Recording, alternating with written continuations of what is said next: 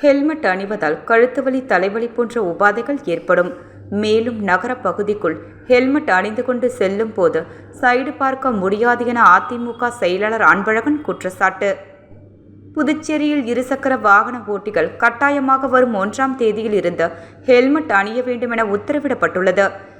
அவ்வாறு ஹெல்மெட் அணியாவிட்டால் 1000 ரூபாய் அபராதம் விதிக்கப்படும் என தெரிவிக்கப்பட்டுள்ளது.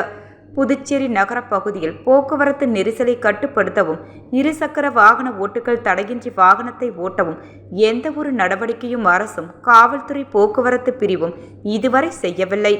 நகர பகுதியில் 2 கிலோமீட்டரை கடக்க 1 மணி நேரம் ஆகும் நிலையில் ஹெல்மெட் போட்டுத்தான் வண்டியை ஓட்ட வேண்டிய அவசியம் என்னவென்று தெரியவில்லை.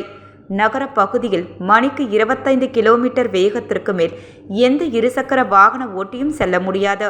ஹெல்மெட் அணிந்து வாகனம் ஓட்டுவது சரியான ஒரு நிலைப்பாடாக இருந்தாலும் அது நகரத்தை தவிர்த்து நெடுஞ்சாலைகளிலும் கிராமப்புறத்தில் உள்ள பிரதான சாலைகளிலும் செல்லும் இருசக்கர வாகன ஓட்டிகளுக்கு பொருத்தமாக இருக்கும். ஹெல்மெட் அணிவதால் கழுத்து வலி, தலைவலி போன்ற உபாதைகள் ஏற்படும். மேலும் நகர பகுதிக்குள் ஹெல்மெட் அணிந்து கொண்டு செல்லும் போது சைடு பார்க்க முடியாது. காவல்துறையின் இந்த அறிவிப்பு 4வது முறையாக புதுச்சேரி மாநிலத்தில் ஒரு தனியார் நிறுவனம் தன்னிடம் உள்ள ஹெல்மெட்டுகளை உடனடியாக விற்பனை செய்வதற்கு மட்டும் உதவக்கூடிய அறிவிப்பாக இது உள்ளது என அதிமுக செயலாளர் அன்பழகன் தெரிவித்துள்ளார்.